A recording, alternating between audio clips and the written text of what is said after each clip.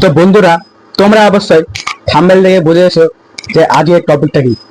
আজকের টপিকটা হলো আমাদের গ্রামে একটা ময়ূর পাওয়া গেছিল। জানি না কোথা থেকে ময়ূরটা এসেছিল, কিন্তু কয়েকটা ছেলে ওই ময়ূরটাকে ধরেছিল। ওই ময়ূরটাকে ধরে ধরে ময়ূরটাকে ধরে আমাদের গ্রামে কি কি ঘটনা ঘটেছিল, চলো আজকে তোমাদেরকে কাছে খুলে বলা যাক।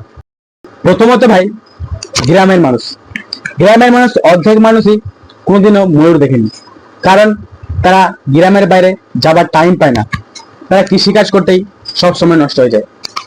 আর যারা বাইরে থাকে তারা তো ময়ূর দেখে, কিন্তু অত দেখতে পায় না। তার জন্য, এই কারণের জন্য আমাদের গ্রামে যেখানে ময়ূরটা ছিল সেখানে অনেক ভিড় হয়ে গেছিল। ভিড়ে পড়ে একটা চাঞ্চল্যকর পরিস্থিতি হয়ে গেছিল, একটা অস্বাভাবিক পরিস্থিতি হয়ে গেছিল। তারপর ভাই আর কি, ওইগুলো জাতীয় পশু, ভারতের আমাদের জাতীয় পশু, কারো বাইরে রাখা উচিত না বা কেউ রাখতে পারবে না। তার জন্য আমরা বন দপ্তরে ফোন করলাম। বন দপ্তরে ফোন করার পরেও ভাই এত দেরি লাগেছে যে রাত হয়ে গেল। সরকার চেঞ্জ হওয়ার পরেও এত দেরি লাগালে আমি এটা মানতে পারছিলাম না। তারপরে একটু রাত হলো, একটা মানুষ আসলো, একটা মানুষ ব্যাগ নিয়ে আসলো। ব্যাগ নিয়ে আর কয়েকটা তার সঙ্গে মানুষ আসলো।